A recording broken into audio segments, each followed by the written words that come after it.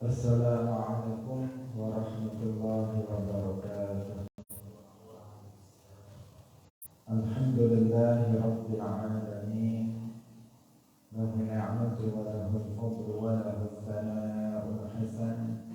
Wa salawatullahi al-barri rahim wal malaikati al-muqarrabin ala sayyidina wa maulana Muhammadin wa ala alihi wa ashabihi al-tayyibin al-tahirin.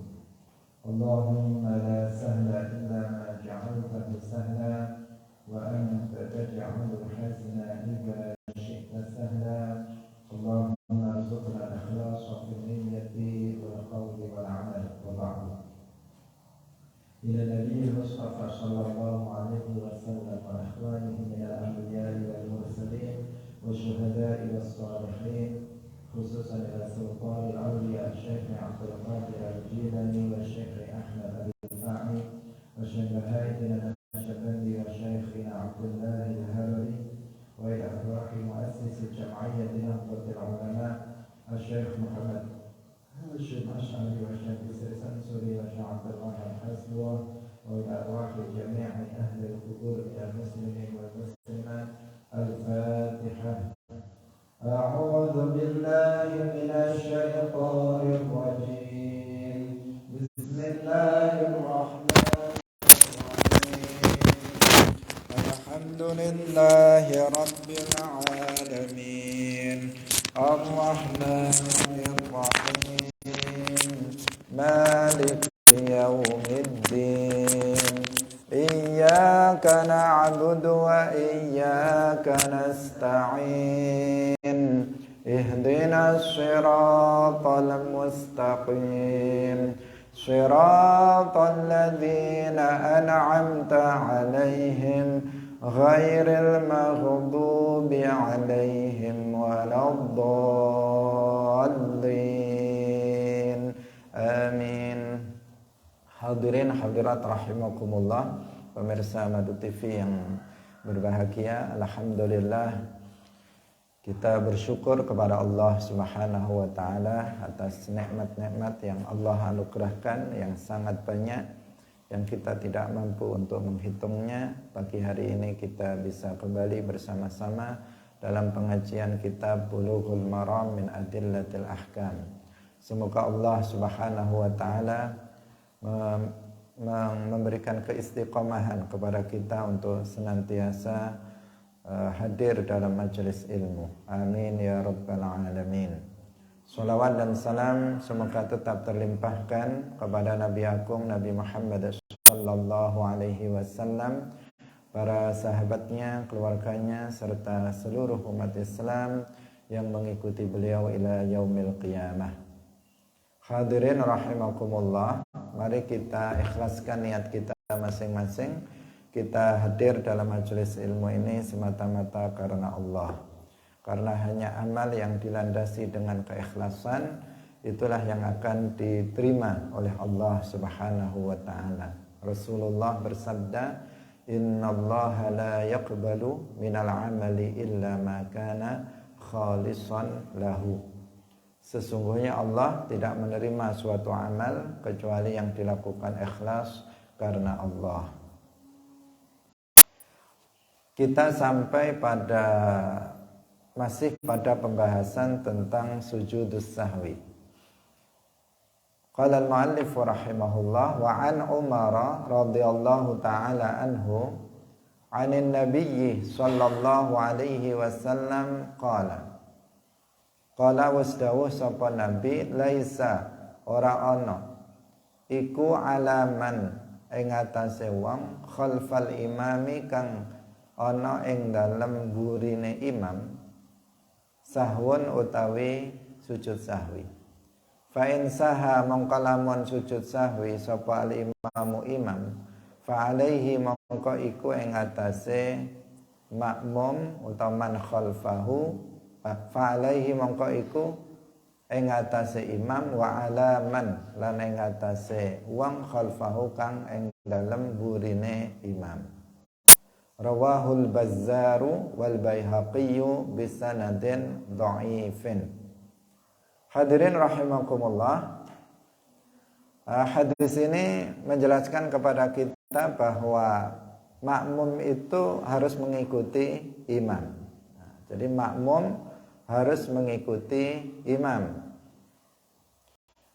Apabila makmum itu makmum lupa, kemudian imam tidak lupa, maka nggak boleh bagi makmum kemudian melakukan sujudus sahwi sementara imamnya tidak melakukan sujudus sahwi. Sebaliknya, kalau imamnya itu lupa, kemudian dia melakukan sujudus sahwi, makmumnya nggak lupa, maka makmumnya juga dia tetap mengikuti imam, ikut sujudus sahwi. Jadi makmum itu harus mutaba'atul imam, harus mengikuti imam. Tidak boleh berbeda. Misalnya imamnya melakukan sujud sahwi, kemudian makmumnya tadi saya nggak lupa kok, karena itu saya nggak ikut imam dalam sujud sahwi, maka itu tidak benar.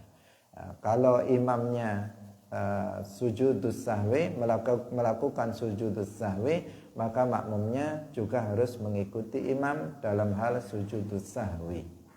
Wajib hukumnya makmum mengikuti imam, termasuk dalam melakukan sujudus sahwi. Wa an Thawbana radhiyallahu ta'ala anhu 'anin nabiyyi sallallahu alaihi wasallam qala likulli sahwin sajdatani ba'dama yusallimu, rawahu Abu Dawud wa Ibnu Majah bisanadin dhaif. Likulli sahwin iku keduwe saben-saben lali, sajdatani utawi sujud loro, sujud sahwi, ba'dama yusallimu ing dalem sause yen to uluk salam sapa wong. Nah, ini dalil yang dijadikan sebagian umat Islam dalam mazhab lain selain Syafi'i yang mengatakan bahwa sujudus sahwi itu setelah salam. Kemarin sudah kita jelaskan bahwa ada khilaf di antara para ulama tentang posisi sujudus sahwi, apakah sebelum salam atau setelah salam. Dalam mazhab Syafi'i sebelum salam, tetapi dalam mazhab Hanafi itu setelah salam. Nah, ternyata hadis-hadisnya memang bervariasi. Ada yang menyebutkan sebelum salam dan ada yang menyebutkan setelah salam. Sehingga wajar jika kemudian ada khilaf di antara para ulama. Kemudian di sini dikatakan setiap lupa itu ada 2 sujud. Nah, berarti sujudnya itu sesuai dengan bilangan berapa kali dia melupakan rukun, misalnya yang menjadikan penyebab dia harus melakukan sujudus sahwi. Maka sujudnya juga mengikuti bilangan lupanya tersebut. Wa an Abi Hurairah radhiyallahu ta'ala anhu qala sajadna ma'a Rasulillah sallallahu alaihi wasallam fi idza as-samaa'u syaqqat waqra' bismi rabbika, rawahu Muslimun. Sekarang kita bergeser ya dari permasalahan sujudus sahwi yang sudah kita bahas dalam 2 pertemuan sebelumnya. Sekarang berpindah pada jenis sujud berikutnya, yaitu sujudut tilawah. Jadi ada namanya sujudus sahwi, ada namanya sujudut tilawah, kemudian ada sujudus syukur. Itu beda-beda. Sujudus sahwi sudah kita jelaskan, yaitu karena seseorang meninggalkan sunnah ab'ad, atau seseorang lupa bilangan rakaat, lupa bilangan misalnya sujud, dan karena seseorang meninggalkan rukun.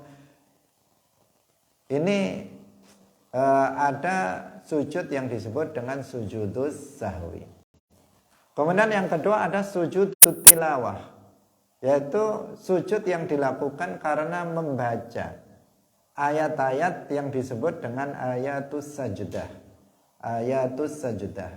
Apabila seseorang membacanya atau seseorang mendengar ayat tersebut dibaca, maka disunnahkan bagi kita, baik yang membaca maupun yang mendengarkannya, untuk melakukan sujud yang disebut dengan sujudut tilawah.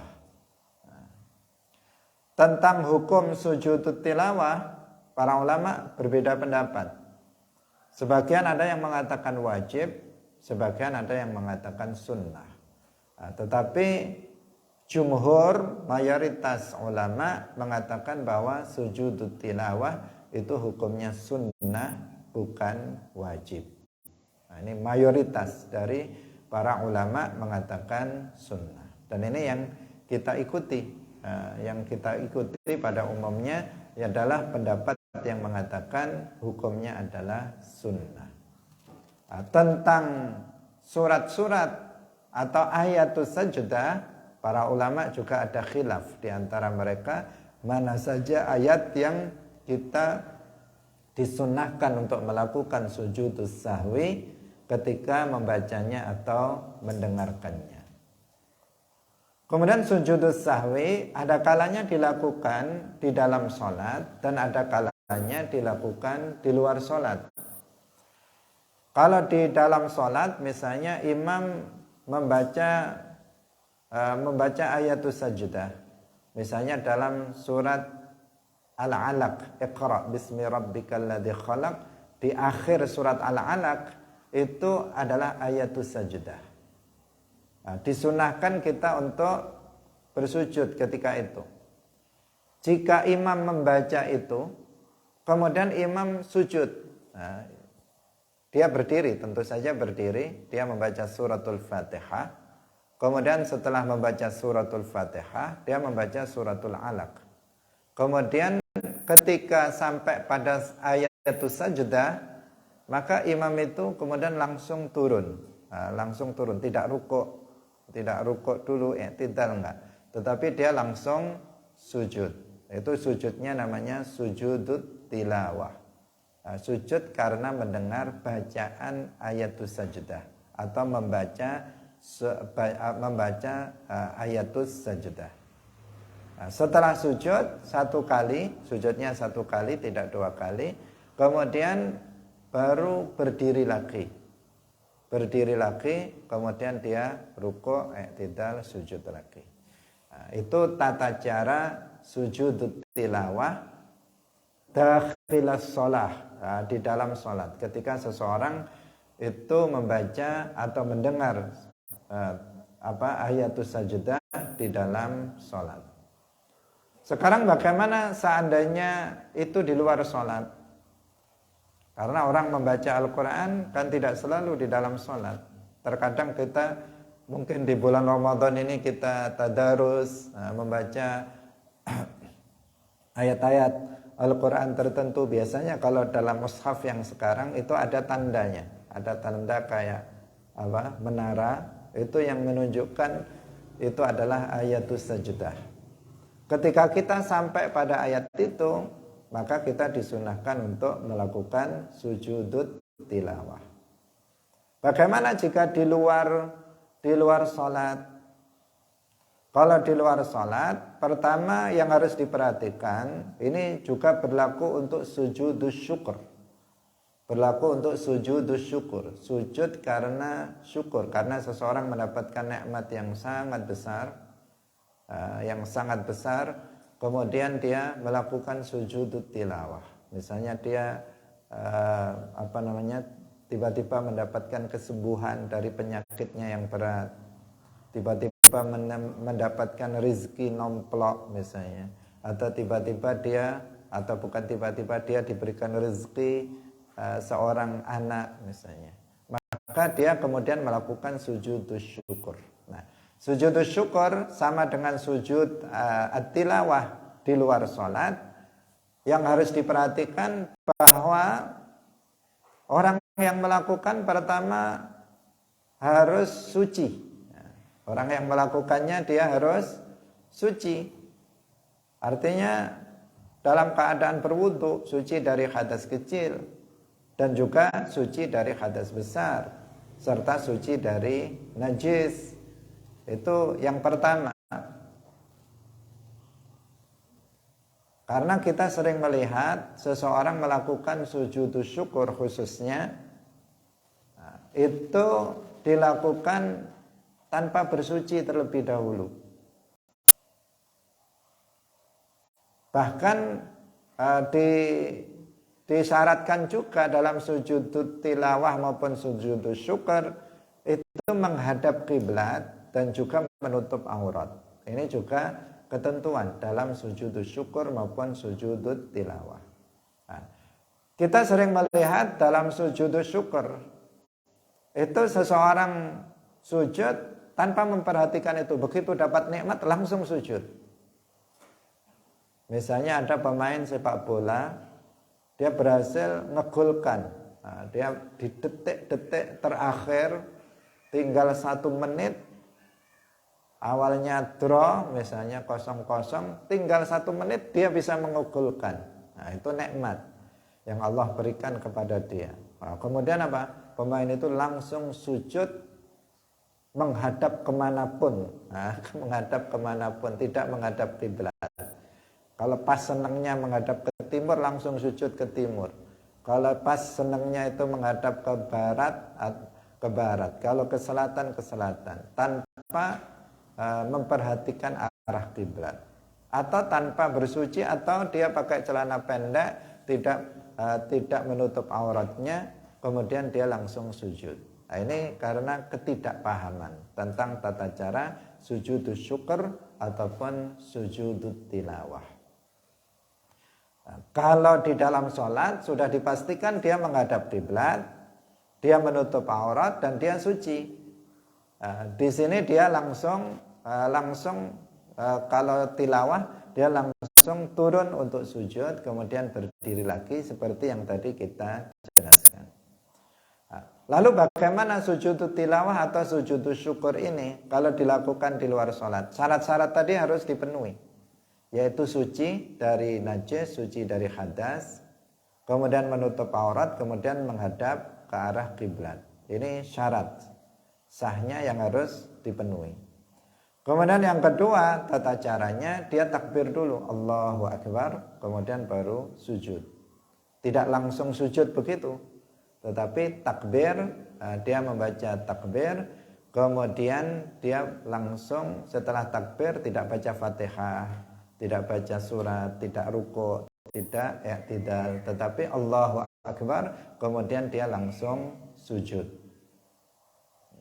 Dalam sujud syukur juga begitu, dalam sujud tilawah juga begitu. Jadi takbir dulu Allahu Akbar, kemudian sujud. Dalam sujud tilawah, dalam sujud syukur juga begitu tata caranya. Nah,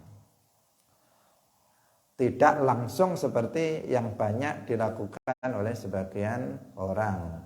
Nah, maksudnya bagus, yaitu dia melakukan sujud syukur, tetapi karena tidak dilandasi dengan ilmu, akhirnya keliru. Nah, kita lanjutkan lagi. Kita mengatakan bahwa sekarang kita berpindah pada pembahasan tentang sujudut tilawah. Wa an Abi Hurairah radhiyallahu taala anhu qala sajadna, kami sujud bersama Rasulullah sallallahu alaihi wasallam fi idzas samaa'u syaqqat waqra bismi rabbika. Artinya surat idzas samaa'u syaqqat, kemudian dalam surat Iqra bismi rabbikal Iqra bismi rabbik. Ini dua surat yang di dalamnya ada ayatus sajdah, yang apabila seseorang membacanya atau mendengarnya disunnahkan untuk untuk bersujud tilawah, sujudut tilawah. Nah, penyebutan dua surat ini kan tergolong sebagai ayat mufassal. Yang kemarin kita sudah jelaskan, para ulama ada khilaf untuk mendefinisikan surat mufassal. Di antaranya karena ayatnya banyak berhentinya, pendek-pendek, sehingga dikatakan mufassal. Sebagian ada yang berpendapat seperti itu. Nah, ada sebagian pendapat yang mengatakan bahwa nggak ada ayat sajdah di dalam ayat-ayat mufassal, dalam surat mufassal. Nah, itu terbantahkan dengan hadis ini, di mana Rasulullah Shallallahu Alaihi Wasallam itu melakukan sujud tilawah pada surat Idzas Sama'un Syaqqat dan juga pada surat Iqra bismi rabbika. Nah, ini bantahan terhadap mereka yang berpendapat bahwa enggak ada ayatus sajdah dalam surat mufassal. Ternyata ada, berdasarkan hadis ini, bahwa dalam surat mufassal pun ada ayatus sajdah yang kita dianjurkan untuk melakukan sujud tilawah ketika membaca atau mendengarnya. Wa 'an Ibnu Abbas radhiyallahu taala anhuma qala Shad laisat min azaimis sujud. Shad utawi surat Shad. Jadi Shad itu artinya suratus Shad. Karena ada surat namanya suratus Shad. Shad laisat min azaimis sujud. Laisat Shad utawi surat Shad iku laisat ora ana apa suratus Shad iku min azaimis sujud, setengah saking panggonan kang den perintahaken sujud. Wa qad ra'aitu lan teman-teman wis ningali sapa ingsun Rasulullah ing Rasulullah sallallahu alaihi wasallam iku yasjudu sujud sapa Kanjeng Nabi fiha ing dalam suratus Shad. Rawahul Bukhari. Nah, ini yang menunjukkan ada khilaf itu di sini. Nah, ada khilaf di antara para ulama tentang beberapa surat yang ada ayatus sajdahnya. Surat Shad ini dinyatakan pertama Ibnu Abbas radhiyallahu anhuma mengatakan bahwa surat Shad itu enggak ada enggak ada ayatus sajdahnya. Tetapi beliau sendiri mengatakan aku melihat Nabi melakukan sujud dalam dalam surat Shad. Nah, sehingga sebagian ulama mengatakan ini yang dimaksud adalah sujudus syukur. Nah, sujudus syukur. Karena semacam ada kontradiksi di sini ya. Semacam ada kontradiksi. Coba diperhatikan di awal Ibnu Abbas mengatakan bahwa surat Shad itu bukan tempat yang diperintahkan untuk sujud di situ. Artinya untuk sujud tilawah. Enggak ada ayatus sajdah yang kita diperintahkan, disunnahkan untuk melakukan sujud tilawah. Tapi kemudian Ibnu Abbas mengatakan dan aku benar-benar melihat Rasulullah itu sujud dalam surat Shad. Tadi katanya tidak ada sujud tilawahnya, tapi Ibnu Abbas mengatakan aku melihat Nabi itu melakukan sujud dalam surat Shad. Nah, para ulama menjelaskan bahwa yang dimaksud Rasulullah sujud fiha itu adalah yasjudu sujudas syukur. Nah, sujud syukur yang dilakukan oleh Nabi bukan sujud tilawah. Bisa difahami? Nah, biar pemahamannya tidak kontradiksi, karena kalau dipahami secara harfiah semacam ada kontradiksi di sini. Di satu sisi Ibnu Abbas mengatakan surat Shad itu enggak ada ayatus sajdahnya, tetapi di sisi yang lain beliau mengatakan bahwa beliau melihat Nabi sujud dalam surat Shad. Nah, maka penjelasannya bagaimana? Yang min azaimis sujud artinya sujud tilawah, enggak ada sujud tilawah dalam surat Shad. Tetapi Nabi ketika sujud dalam surat Shad itu sujud yang beliau lakukan adalah sujudus syukur. Sujud karena syukur. Rawahul Bukhari. Wa anhu radhiyallahu taala anhu wa anhu ayat Ibnu Abbas radhiyallahu taala anhuma anna Nabiyya sallallahu alaihi wasallam saat temene Kanjeng Nabi sallallahu alaihi wasallam iku sajadah sujud sapa Kanjeng Nabi bin najmi kelawan suratun najm rawahul Bukhari.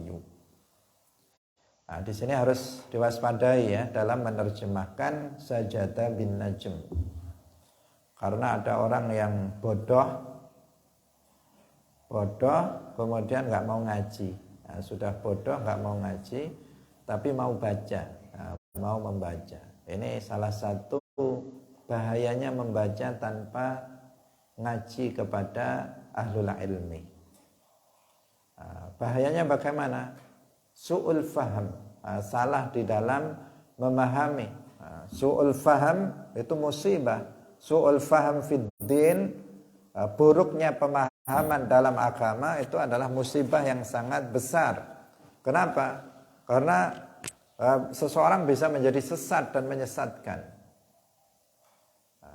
Sering kita mencontohkan tentang hal itu. Nah, sekarang kita berbicara tentang hadis ini.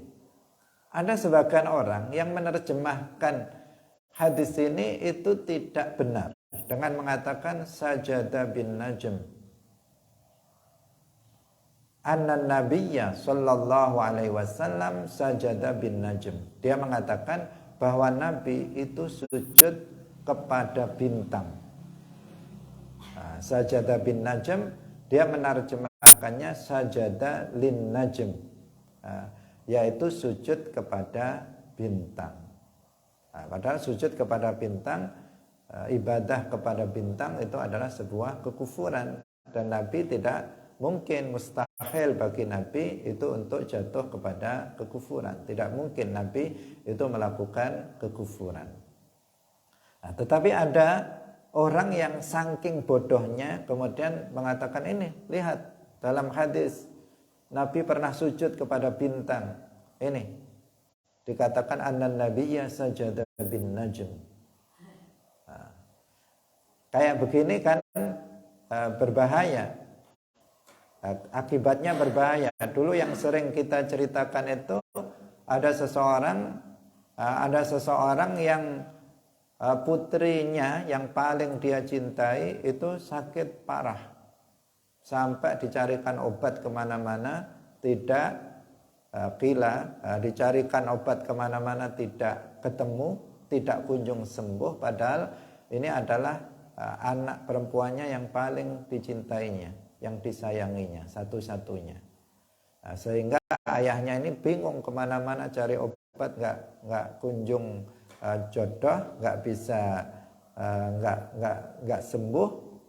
Sudah berbagai macam usaha dilakukan, akhirnya orang ini teringat dengan sebuah kitab Sahih Al-Bukhari, kitab hadis.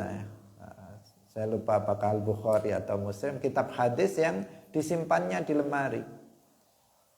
Dia kemudian, ya saya bukalah, mana tahu di sana ada petunjuk dalam rangka untuk mengobati anaknya itu. Ada petunjuk obat yang bisa untuk menyembuhkan putrinya. Akhirnya dia buka-buka kitab yang sudah lama nggak pernah dibuka. Karena sebagian kita hobinya memajang kitab, bukan membaca kitab tetapi memajang kitab. Beli kitab yang banyak-banyak kemudian ditaruh di lemari hanya sebagai hiasan, tidak dibaca. Ini sudah lama kitab itu nggak dibuka, entah karena nggak dibuka itu kemudian, dan dia belum pernah ngaji kitab itu. Dia belum pernah ngaji kitab itu, hanya beli kemudian disimpan. Entah karena di situ ada salah cetak atau mungkin sudah kena dimakan oleh totor dan sebagainya, Allahu a'lam. Tetapi ketika dia buka-buka kitab hadis itu, sampailah dia pada sebuah hadis yang dia membacanya dengan keliru. Dia membacanya al-hayyatus sauda syifa'un likulli da'. Dia mengatakan begitu. Padahal sebenarnya bunyi hadis itu adalah al-habbatus sauda syifa'un likulli da'. Jadi ketambahan titik 1. Baknya harusnya titiknya 1. Al-habbatu itu ketambahan titik 1. Cuman 1 tok tambahannya, titik, bukan huruf, bukan nambah huruf ya. Cuman nambah titik saja 1 buah. Yang harusnya dia membacanya al-habbatu sauda shifa'un likulli da. Bahwa jinten hitam habbatus sauda itu adalah obat dari segala penyakit. Tetapi dia membacanya keliru, al-hayyatus sauda shifa'un likulli da. Artinya ular hitam itu adalah obat dari setiap penyakit. Nah, dia merasa mendapatkan inspirasi dari hadis itu, langsung dia cari ular hitam. Bukan cari jinten hitam, tetapi dia cari ular hitam. Setelah itu diolah, kemudian dikasihkan ke anaknya yang sakit. Setelah itu mati anaknya. Nah, kenapa? Karena malah diracuni oleh itu, bukan tambah sehat tetapi malah sakit. Itu akibatnya dalam urusan duniawi, mati gara-gara dia baca kitab tanpa berguru, tanpa ngaji kepada ulama. Dampaknya masih dalam masalah duniawi, yaitu matinya anak yang paling disayangi gara-gara dia salah baca kitab. Bagaimana kalau misalnya yang salah dipahami itu dalam urusan akidah? Akan sangat berbahaya jika seseorang kemudian membaca hadis ini, dikatakan wa an ibni Abbasin radhiyallahu anhu anna nabiyya sajada bin najm, kemudian dipahami bahwa Nabi itu sujud kepada bintang. Jadinya apa? Mencela Nabi, menuduh Nabi pernah melakukan kekufuran, pernah sujud kepada bintang. Dan itu bisa, orang yang mengatakan seperti itu, dia akan bisa jatuh pada kekufuran. Nah, ini su'ul faham fiddin, itu sebuah musibah besar. Karena itulah maka biar kita enggak su'ul faham, salah dalam memahami Al-Quran atau hadis, maka kita harus ngaji kepada para ulama. Padahal bin najm itu artinya apa? Artinya suratun najm. Suratun najm. Jadi annan nabiyya sajada bin najm artinya annan nabiyya sajada bi suratin najm. Bahwa Nabi itu sujud sujudut tilawah dalam surat An-Najm. Artinya dalam surat An-Najm, di akhir surat An-Najm itu ada ayatus sajdah. Jadi di akhir surat An-Najm itu ada ayatus sajdah yang Nabi sujud tilawah ketika membacanya. Itu yang dimaksud di sini. Bukan bin najm itu bintang, tetapi surat dalam Al-Quran. Nama surat di dalam Al-Quran namanya An-Najm. Ini ya pentingnya talaqi itu.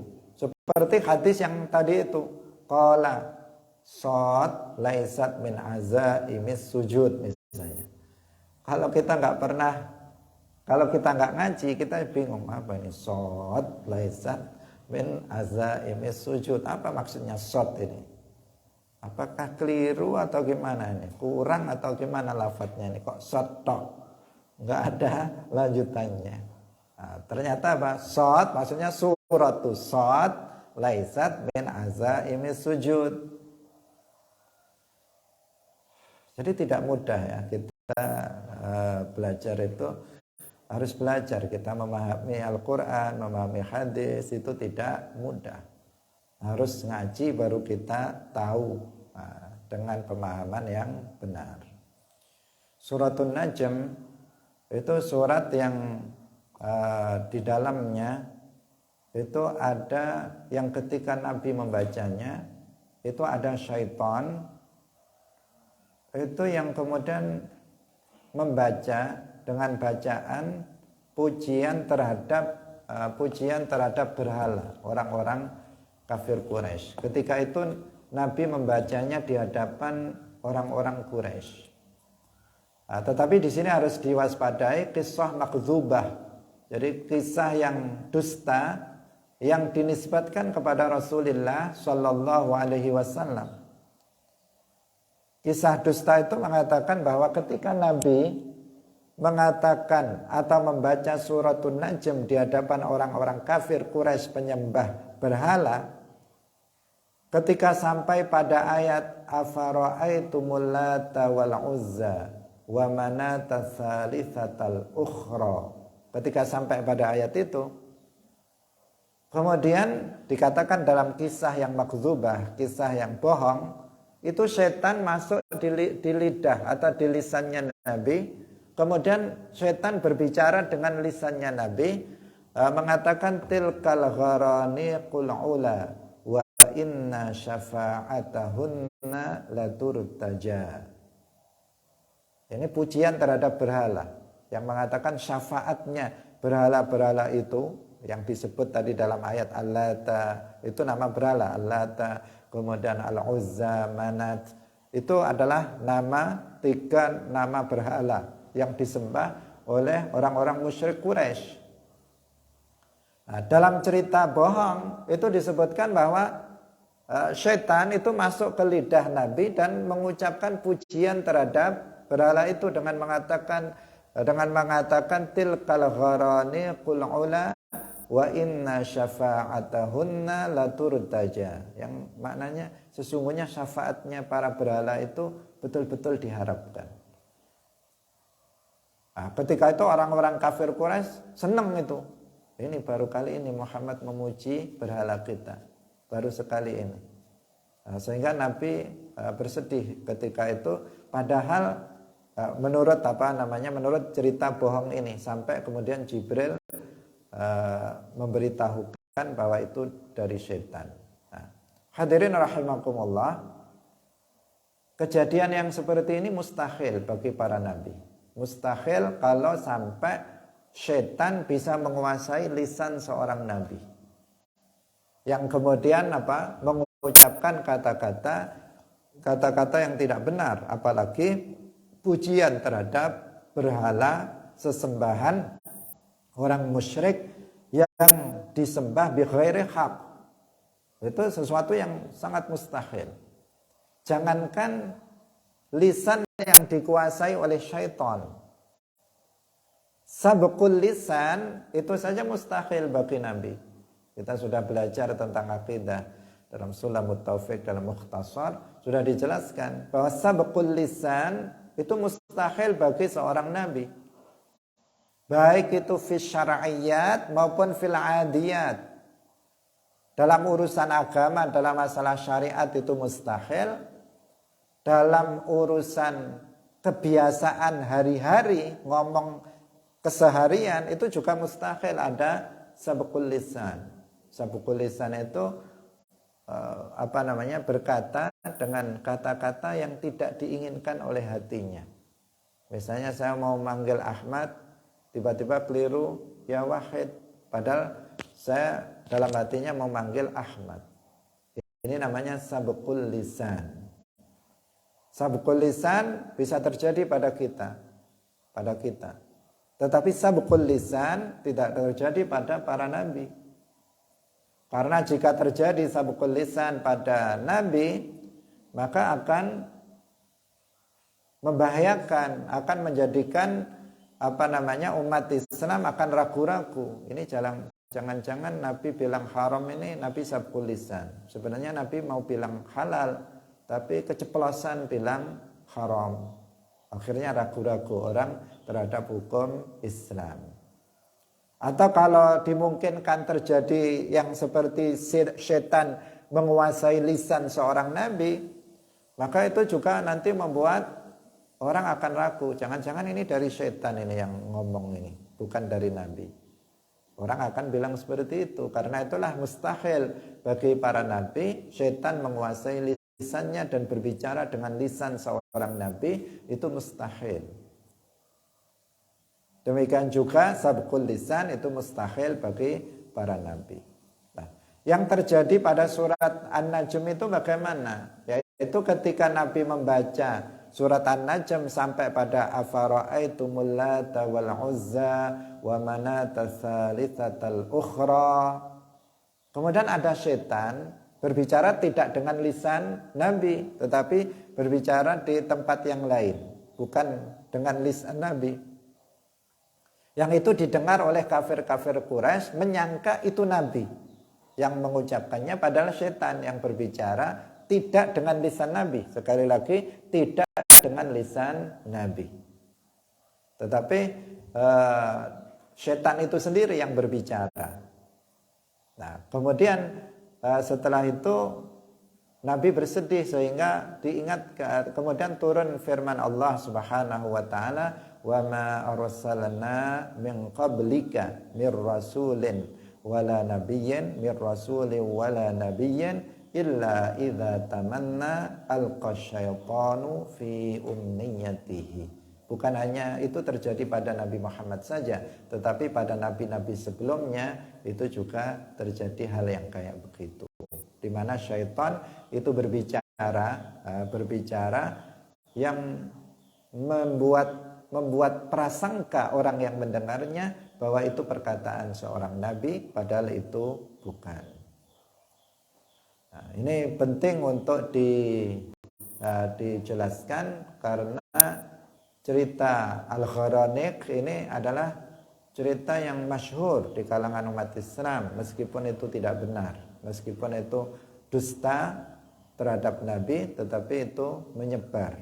Karena itu kita harus mewaspadai cerita yang semacam itu. Jelas itu bertentangan dengan akidah Islamiyah. Nah, ini kaitannya dengan Najm tadi, suratun Najm, karena ayat itu ada dalam suratun Najm. Nah, di akhir suratun Najm itu ada ayatus sajdah yang kita dianjurkan, disunnahkan untuk bersujud sahwi ketika kita membacanya atau ketika kita mendengarkan ayat tersebut.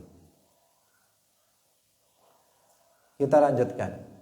Wa an Zaid bin Thabit radhiyallahu taala anhu qala qara'tu 'ala an-nabiy sallallahu alaihi wasallam an-najma falam yasjud fiha. Qara'tu wis maca sapa ingsun 'ala an-nabiy ing atase Kanjeng Nabi sallallahu alaihi wasallam an-najma ing surat Najm. Bukan an-najma ing bintang, tetapi an-najma ing surat Najm, nama surat. Falam yasjud mongko ora sujud sapa Kanjeng Nabi fiha ing dalam an-najm, muttafaqun alaih. Coba perhatikan, tadi sujud apa enggak di hadis yang pertama? Sujud. Nah, dikatakan annan nabiyya sajata bin najm. Sekarang di sini ayat hadis yang berikut kan mengatakan falam yasjud fiha. Nabi tidak sujud di dalamnya. Ini menunjukkan apa? Menunjukkan sunnah, tidak wajib. Kalau seandainya sujud tilawah itu wajib, pasti Nabi melakukannya setiap membaca suratun Najm. Tapi nyatanya dalam satu riwayat Nabi sujud tilawah ketika membaca suratun Najm. Di riwayat yang lain dijelaskan Nabi tidak sujud ketika membaca suratun Najm, ketika mendengar suratun Najm. Maka diambil pemahaman dari situ bahwa hukum sujud tilawah itu bukanlah wajib tetapi sunnah.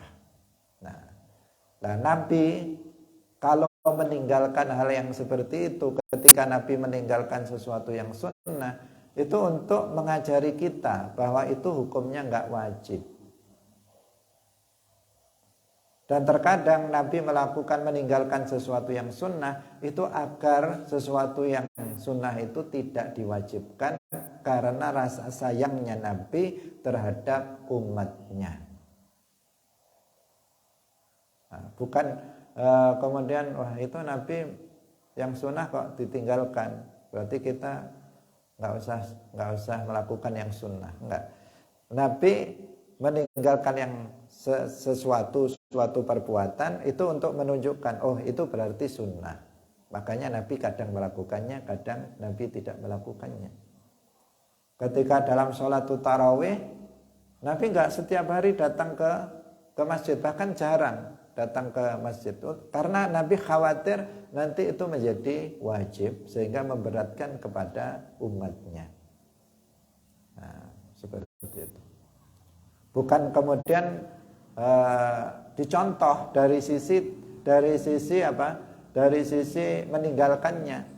Oh, Nabi selama Ramadan keluar ke masjid hanya cuman beberapa kali saja. Oh, saya juga kayak gitulah. Nggak usah saya tarawih setiap hari misalnya. Bukan seperti itu. Nah, Nabi beda ketika beliau meninggalkan sesuatu hal, maka ini dalam rangka mengajari kita bahwa perkara itu hukumnya sunnah bukan wajib. Kalau kita kan nggak berpengaruh apa-apa, kita mau meninggalkan mau enggak, itu nggak berpengaruh menjadi hukum ini sunnah, ini wajib, ini makruh, nggak ada pengaruhnya. Hadirin rahimakumullah, kita baca satu hadis lagi. Wa an Khalid bin Ma'dan radhiyallahu taala anhu qala fuddilat suratul haji bisajdataini. Fuddilat dan utamaakan apa suratul haji suratul hajj bisajdataini kelawan sujud loro, sajdah loro, ayat sajdah loro. Rawahu Abu Dawud fil marasil wa rawahu Ahmad wa Tirmidzi mausulan min hadithi Uqbah bin Amir wa zada faman lam yasjudhuma faman mongko utahe sapane wong iku lam yasjudhuma ora sujud sapa man ing karone fala yaqra'ha mongko aja maca sapa wong ing suratul hajj. Wasanaduhu dhaif. Ini keutamaan suratul hajj dibandingkan dengan yang lain. Dalam Al-Quran ada namanya suratul hajj. Apa keutamaannya? Bahwa suratul hajj itu di dalamnya ada 2 ayat sajdah. Kalau surat-surat lain ada yang enggak ada yang ada tapi cuma 1. Seperti tadi dalam An-Najm itu hanya 1, dalam surat Shad hanya 1. Kemudian bahkan tadi kalau surat Shad itu dikatakan laisat min azaimis sujud. Kemudian meskipun ada khilaf di antara para ulama. Kemudian dalam surat Al-Alaq itu hanya 1. Dalam ayat atau surat Idzas Sama'un Syaqqat itu hanya 1. Dalam suratul Hajj itu ada 2 ayat sajdah. Yang berarti kita sujud tilawahnya 2 kali dalam suratul Hajj. Maka dikatakan fuddilat, dia memiliki keutamaan. Keutamaan di sini artinya keistimewaan. Bukan berarti bahwa suratul Hajj itu adalah surat yang paling utama. Enggak. Karena surat yang paling utama dalam Al-Quran itu suratul Fatihah. Suratul Fatihah itu yang afdolus suwar fil Quran. Surat yang paling utama di dalam Al-Quran. Kalau ayat yang paling utama itu adalah ayatul kursi. Ayatul kursi. Ini tidak. Jadi ketika dikatakan suratul Hajj itu memiliki fudilat di sini artinya dia memiliki maziyah, memiliki keistimewaan. Dan para ulama mengatakan al-maziyatu la taqtadi at-tafdila. Al-maziyatu la taqtadi at-tafdila. Bahwa keistimewaan itu tidak memastikan pemuliaan. Artinya seseorang yang misalnya kita orang ini memiliki keistimewaan, suaranya merdu. Apakah dengan dia memiliki suara merdu maka dia menjadi yang lebih mulia dari semua santri? Enggak seperti itu. Oh, dia memiliki maziyah, yaitu tampan wajahnya. Apakah dengan begitu dia kemudian menjadi afdalut tullab, yang santri yang paling utama? Enggak. Itu namanya maziyah, keutamaan. Setiap orang memiliki maziyah. Setiap orang memiliki keistimewaan dan juga memiliki kekurangan. Setiap orang kayak begitu. Di satu sisi dia kayak begini, di satu sisi kayak begini, pasti memiliki kelebihan. Dan maziyah itu tidak kemudian menjadikan seseorang lebih utama dari yang lainnya. Ini suratul Hajj, dia memiliki maziyah, keutamaan, memiliki apa? Keistimewaan. Apa keistimewaannya? Dalam surat itu ada 2 ayat sajadah, beda dengan yang lain. Tapi apakah suratul Hajj itu adalah afdhalus suwar? Enggak. Afdhalus suwar itu Al-Fatihah. Sayyiduna Ali bin Abi Thalib memiliki maziyah bahwa beliau adalah a'lamus sahabah, sahabat yang paling luas ilmunya. Tetapi apakah Sayyidina Ali afdhalus sahabah? Enggak, afdhalus sahabah Sayyiduna Abu Bakar. Haji, berangkat haji itu memiliki maziyah. Maziyah yang enggak ada pada sholat, enggak ada pada puasa, enggak ada pada zakat. Apa maziyahnya haji? Seseorang yang mendapatkan haji mabrur, laisa lahu jaza ilal jannah. Tidak ada balasan untuknya kecuali surga, yaitu terhapus semua dosanya, kecil, besar, semua terhapus, semua diampuni oleh Allah Subhanahu wa taala, orang yang haji. Itu apa? Maziyahnya ibadah haji.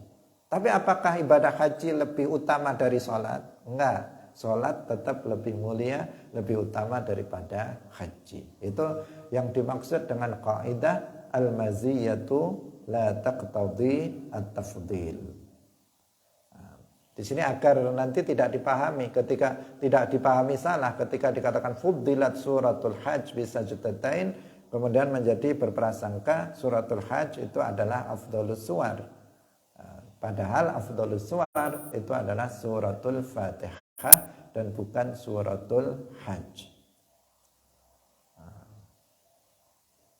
Nah, hadirin rahimakumullah, demikian pengajian kita pada pagi hari ini, semoga bermanfaat bagi kita semuanya. Barakallahu fikum wallahu muwaffiq ila aqwamit thoriq. Wassalamualaikum warahmatullahi wabarakatuh. La ilaha illallah. Allahumma salli ala sayyidina Muhammad wa ala alihi wa sahbihi wa sallim. Rabbi ighfirli wa liwalidayya wa lil mu'minina wal mu'minat.